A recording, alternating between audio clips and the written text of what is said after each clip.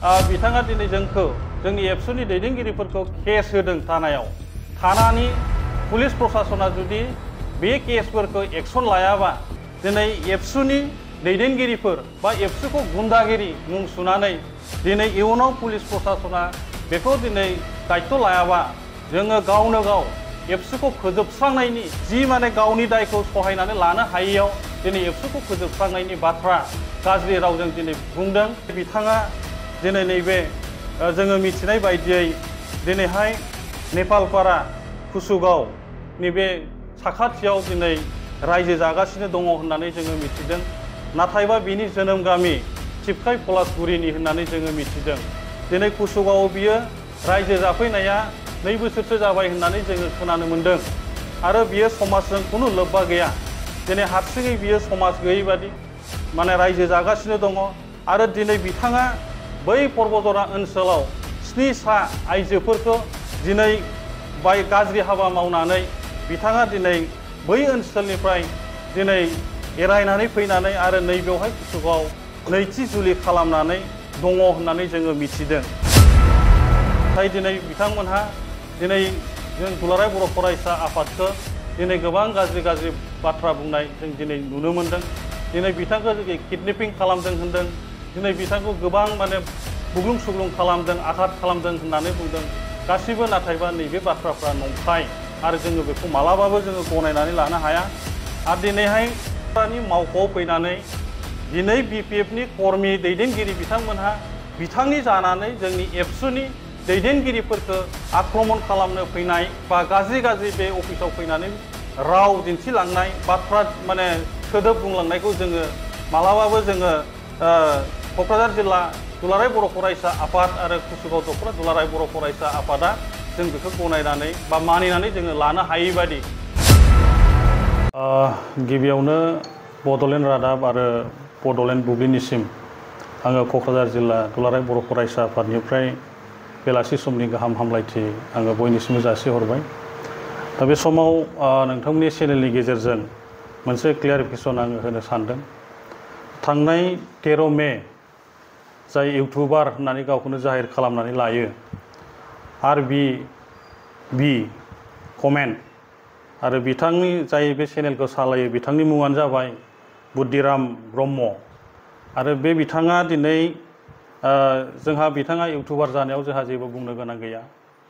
नाथायबा दिनै बिथांनि चेनेलाव बिथाङा जे माने दुलाराय बर' फरायसा आफादनि मानगोनां आफादगिरि जोंनि आफादगिरि दिपेन बर' बिथांखौ दिनै जि माने गाज्रि रावजों सोंखारिबाय आरो दिनै बिथाङा बुंनो राइट्स दं होननानै दिनै जोंहा बुंनायाव जा बेवहाय गोबां बाथ्रा बुंनो गोनां दङ। बुंनो राइट्स गोबां बेबादिनो थायो। नाथायबा दिनै जाय बाथ्राखौ जोङो गनायथाव नङा, दा बिनि थाखाय दिनै जोंहा बुंनांगौ बाथ्रा दङ। जाय दिपेन बर'खौ डिलेट खालामनाय बा फोजोबस्रांनाय बे बाथ्राखौ लानानै दिनै जे माने RBB कमेन्ट जाय माने इउटुबार बेखौ सालायो, जाय माने बुद्धिराम ब्रह्म बिथांखौ जोंहा दिनै जोङो क'क्राझार जिल्ला दुलाराय बर' फरायसा आफाद हिसाबै जोंहा गोबां बाथ्रा बुंनो गोनां दङ। जाय बिथाङा गावखौनो जाहिर खालामनानै लादोंमोन सासे इउटुबार, मोजां आरो गाज्रिखौ रायजो राजाफोरनो मिथिहोनो गोनां दङ होननानै। नाथायबा दिनै माहारियारि आफाद दुलाराय बर' फरायसा आफाद आरो दिनै जाय बर' हारियाव बर' हारिखौ सिनायथि होनांगौनि थाखाय दिनै जोनोम जानायनिफ्रायनो दुलाराय बर' फरायसा आफादा थैथां खामानि मावबोदों बर' हारिनि थाखाय, बुहुमाव सिनायथि होनांगौनि थाखाय। दा दिनै नैबे समाव दुलाराय बर' फरायसा आफादनि आफादगिरि बिथांखौ डिलेट खालामनाय बा दिनै फोजोबस्रांनाय बे रावखौ लानानै जोङो दिनै क'क्राझार जिल्ला दुलाराय बर' फरायसा आफादा जों गनायनानै लानो हायाखै। दिनै जाय बिथाङा बे बाथ्राफोरखौ बुंदों, दा बेखौ लानानै जोङो दिनै क'क्राझार जिल्ला दुलाराय बर' फरायसा आफाद आरो कुसुगाव दख'रा दुलाराय बर' फरायसा आफाद बिथांखौ लानानै जोङो दिनै क्लियार खालामनांगौनि थाखाय, दिनै बिथांखौ लानानै सावरायनांगौनि थाखाय जोङो दिनै थांखि लानानै दिनै बिथांनि जोङो न'आव थांनानै जोङो जि बाथ्राफोरखौ सावरायनो थाखाय जोङो थांनाय जादोंमोन। नाथाय बिथांखौ लामा ससेनिफ्राय जोङो मोननानै दिनै जोङो कुसुगाव दख'रा दुलाराय बर' फरायसा आफादाव जोङो सावरायनो थाखाय बेखौ थाब थियारि खालामनानै जोङो सावरायदों। नाथाय दिनै बिथांमोनहा दिनै जों दुलाराय बर' फरायसा आफादखौ दिनै गोबां गाज्रि बाथ्रा बुंनाय जों दिनै नुनो मोनदों। दिनै बिथांखौ किडनेपिं खालामदों होनदों, दिनै बिथांखौ गोबां माने बुग्लुं सुग्लुं खालामदों, आघात खालामदों होननानै बुंदों। गासिबो नाथायबा नैबे बाथ्राफ्रा नंखाय आरो जोङो बेखौ मालाबाबो जोङो गनायनानै लानो हाया। आरो दिनैहाय जाय इउटुबारखौ लानानै जोङो दुलाराय बर' फरायसा आफाद क'क्राझार जिल्ला बा जोङो कुसुगाव दख्रा दुलाराय बर' फरायसा आफादा बिथांखौ लानानै जों सावरायनो लानाय समाव आरो दिनै बिथांखौ दिनै जोङो सावरायनानै मिथिबावबाय जे दिनै बिथाङा दिनै नैबे जोङो मिथिनाय बायदियै दिनैहाय नेपालपारा कुसुगाव नैबे साखाथियाव दिनै रायजो जागासिनो दङ होननानै जोङो मिथिदों। नाथायबा बिनि जोनोम गामि थिपकाइ पलासगुरिनि होननानै जोङो मिथिदों। दिनै कुसुगावआव बियो रायजो जाफैनाया 2 बोसोरसो जाबाय होननानै जोङो खोनानो मोन्दों आरो बियो समाजजों खुनु लोब्बा गैया। दिनै हारसिङै बियो समाज गैयै बादि माने रायजो जागासिनो दङ आरो दिनै बिथाङा बै पर्बजरा ओनसोलाव 7सा आइजोफोरखौ दिनै गाज्रि हाबा मावनानै बिथाङा दिनै बै ओनसोलनिफ्राय दिनै एरायनानै फैनानै आरो नैबेवहाय कुसुगाव नैथि जुलि खालामनानै दङ होननानै जोङो मिथिदों।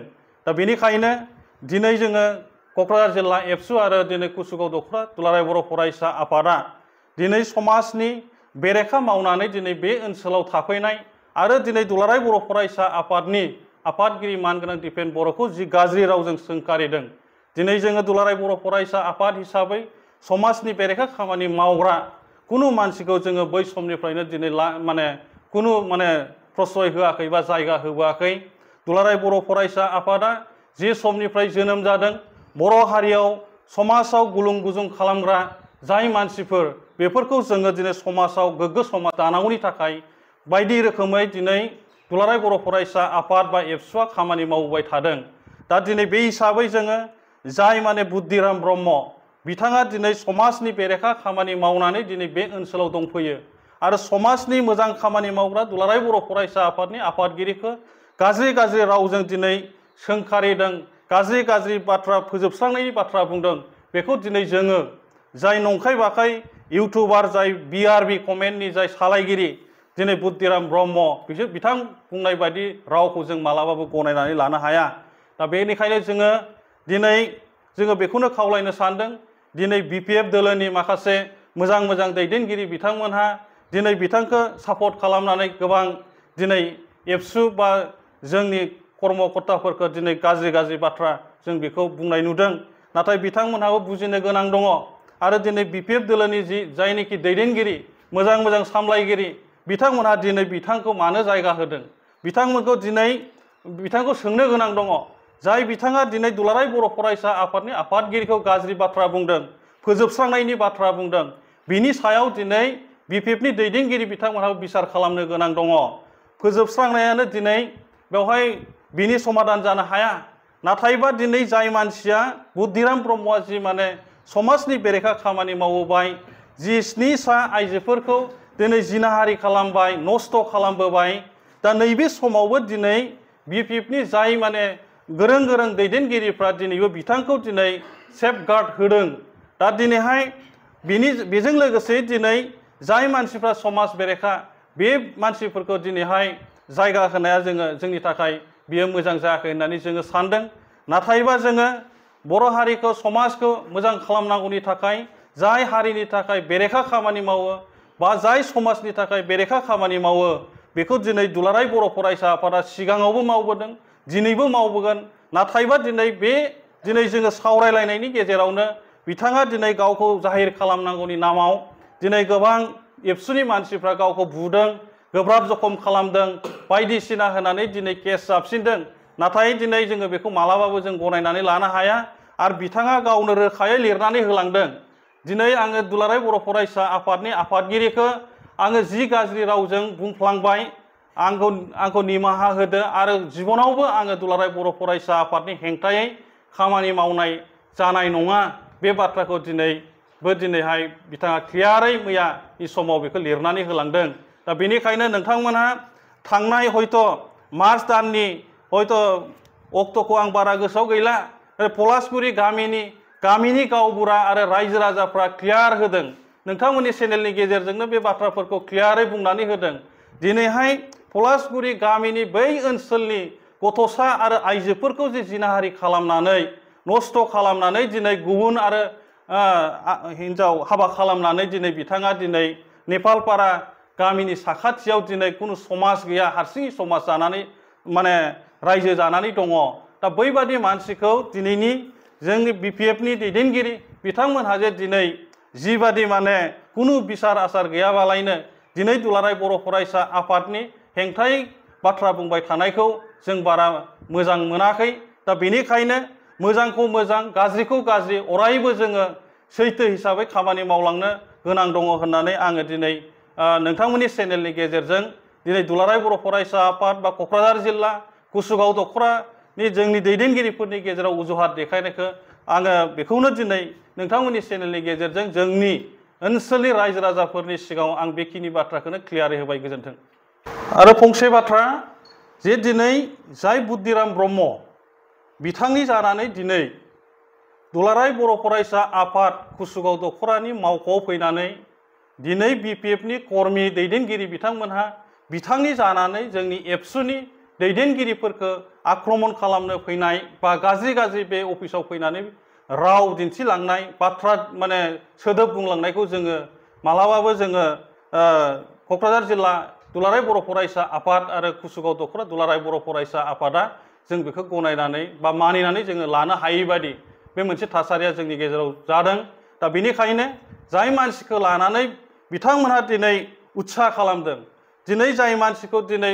माने थुनजुलायनानै होदों बा सापर्ट खालामदों बे मालाबाबो ग्रहण खालामथाव नङा आरो दुलाराय बर' फरायसा आफादनि मावख'आव फैनानै बेबादि दुमदाखार खालामफैनायखौ जों मालाबाबो गनायनानै लानो हाया। मोनसे बाथ्रा जे नोंथांमोनहा मोजाङै गोसो होनानै नायोबा नुगोन जे डिजिटेल बड' निउस बा बायदि निउसाव जाय बिआरबि कमेन्टनि मालिक बा इउटुबार बुद्धिराम ब्रह्म बिथाङा दिनै एबसुजों सावरायखांनायनि उनाव बा गावनि दायखौ स्वीकार खालामनानै थांखांनायनि उनावबो बै चेनेलाव बिथाङा जि बाथ्राफोर बुंदों बेखौ नोंथांमोनहा रायजो राजाफ्रा दिनै बेखौ क्लियारै बुजिनानै लानो गोनां दं होननानै आङो सानो जे दिनै बिथाङा दिनै जोंनि एबसुनि दैदेनगिरिफोरखौ केस होदों थानानि पुलिस प्रसासना जुदि बे केसफोरखौ एक्सन लायाबा दिनै एबसुनि दैदेनगिरिफोर बा एबसुखौ गुन्दागिरि मुं सुनानै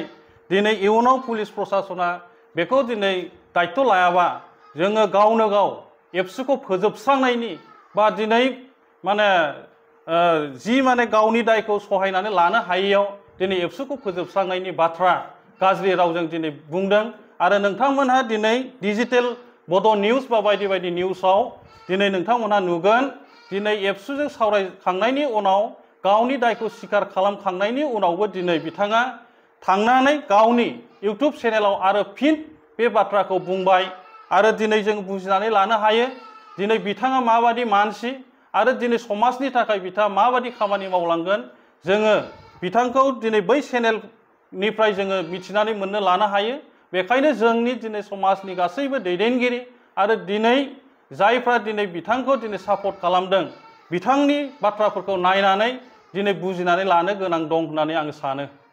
मोनसे गोजोनथाव खौरां नोंथाङा नोंथांनि न'खौ समायना रमायना जोंख्लाब माख्लाब खालामनो गोसो दं नामा? थारैनो नोंथाङा नोंथांनि न'खौ समायना रमायना साजायनो गोसो दंब्ला नोंथांमोननि थाखाय बिजनेस बेन्स प्रडाक्ट्स कम्पानिया गोजोनथाव खौरां लानानै फैदों।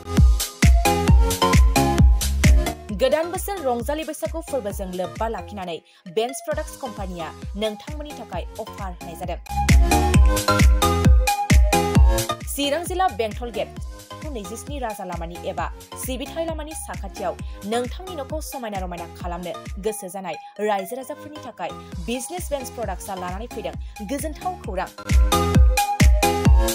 पलिग्रेनाइट, WPC एबा PVC, wooden flooring, wallpaper, steel roofing, soffit ceiling बायदि गाबनि न' साजायग्रा खम बेसेनावनो नोंथांमोना बायनानै लांफैनो हागोन।